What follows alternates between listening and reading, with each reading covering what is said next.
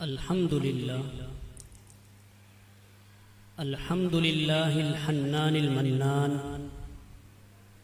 الذي خلق الإنسان وعلمه البيان والصلاة والسلام على أشرف الأنبياء وسيد المرسلين أما بعد فأعوذ بالله السميع العليم من الشيطان اللعين الرجيم بسم الله الرحمن الرحيم من يرد الله به خيرا يفقهه في الدين صدق الله خالق العظيم الصلاة والسلام عليك يا سيدي يا رسول الله الصلاة والسلام عليك يا سيدي يا حبيب الله وعلى آلك وأصحابك يا سيدي يا نور الله. بعد از حمد و صلات لائق سب عزت و احترام و تکریم دور و نزدیک سے تشریف فرما جمیع حاضرین و سامعین، السلام علیکم ورحمۃ اللہ تعالی وبرکاتہ. گرامی قدر حضرات، آج کی یہ محفل جلسہ معراج النبی صلی اللہ علیہ وآلہ وسلم و دستار فضیلت کے حوالے سے انعقاد پذیر ہے،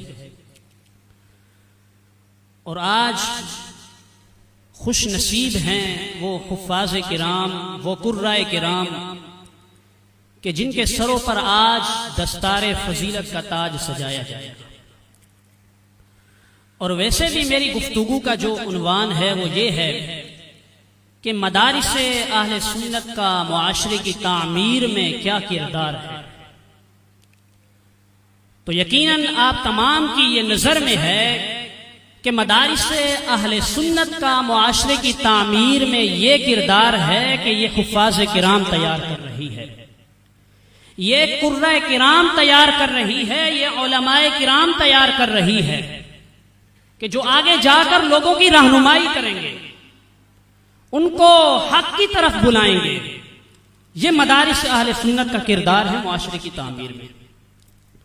سب سے پہلے یہ بات یاد رکھیں کہ مدارس اہل سنت کی تاریخ یہ نبی پاک صلی اللہ علیہ وآلہ وسلم کے دور سے شروع ہوئی، اور عام طور پر یہ ہمیں تصور دیا جاتا ہے کہ جو اسلام کا سب سے پہلا مدرسہ ہے وہ دار ارقم ہے، یہ اسلام کا سب سے پہلا مدرسہ ہے. لیکن اگر ہم تاریخ کو گہری نظر سے دیکھیں، تاریخ کا گہری نظر سے مطالعہ کریں، تو اس سے پیچھے کا مقام غار حرا کا تھا، جہاں پر پہلی وحی نازل ہوئی.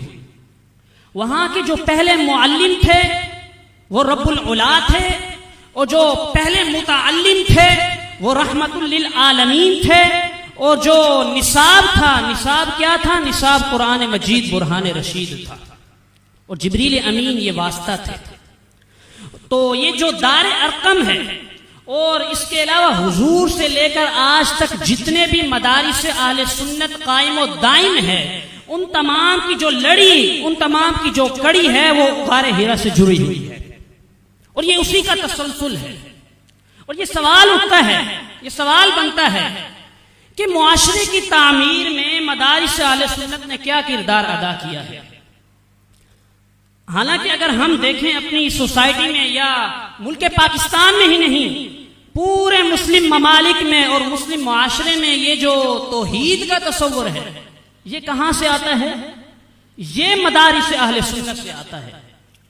اب یہ جو رسالت کا تصور ہے یہ کہاں سے آتا ہے؟ یہ بھی مدارس اہل سنت سے ہی آتا ہے. الغرض جتنی بھی اسلام کی تعلیمات ہیں وہ تمام کے تمام مدارس اہل سنت دیتا ہے.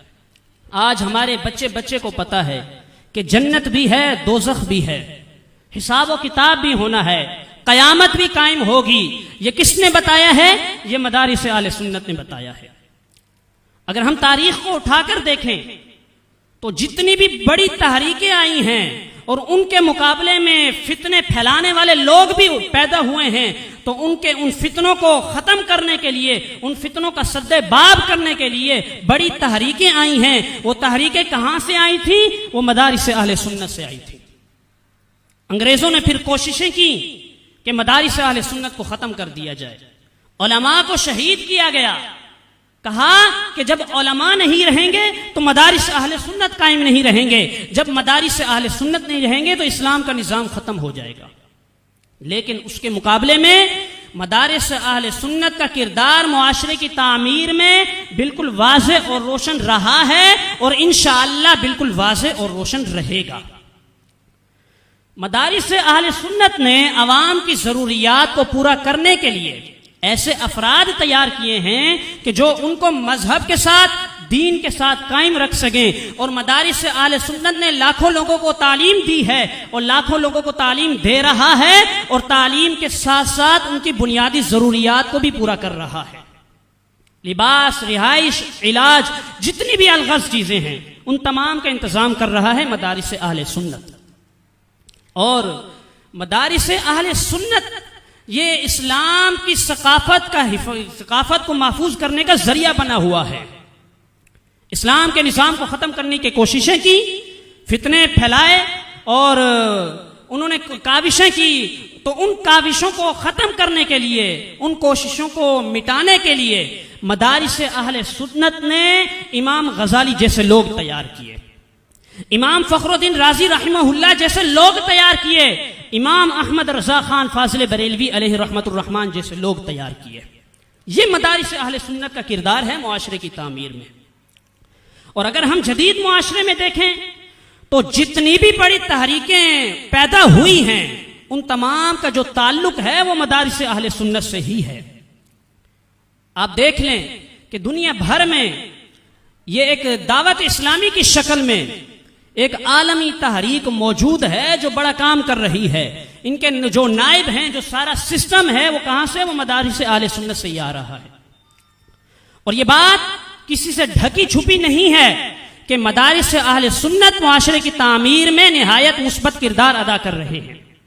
اور پاکستان میں اکثر لوگ یہ فکر کرتے ہوئے نظر آتے ہیں کہ ایک عالم دین کی جو تعلیمی قابلیت ہے وہ کسی میٹرک یا ماسٹر کیے ہوئے سے زیادہ نہیں ہے، اور یہ گلہ کرتے ہیں کہ عالم دین ہر فیلڈ میں چلا جاتا ہے۔ کیوں جاتا ہے؟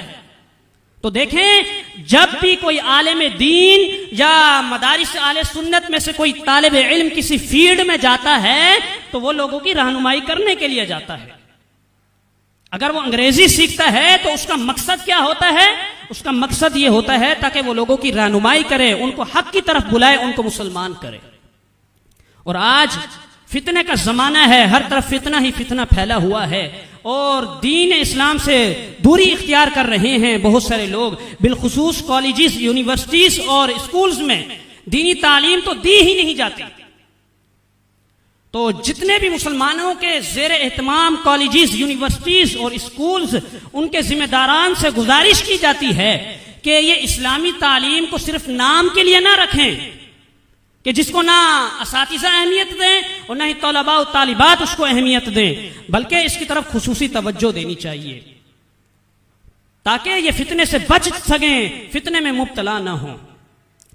شاعر نے کیا خوب کہا ہے کہ انداز بیاں گرچہ بہت شوخ نہیں ہے، شاید کہ اتر جائے تیرے دل میں میری بات، شاید کہ اتر جائے تیرے دل میں میری بات۔ رب تعالیٰ سے دعا کرتے ہیں ہم کہ جتنے کلمات آپ کے سامنے پیش کیے ہیں ان سب کو اپنی بارگاہ میں قبول و منظور فرمائے، اور ہمیں اسلام کے قوانین پر عمل پیرا ہونے کی توفیق عطا فرمائے، اور ہمارا جینا اسلام پر اور ہمارا خاتمہ ایمان پر فرمائے۔ اقول قولی ھذا واستغفر اللہ وآخر دعوانا ان الحمد للہ۔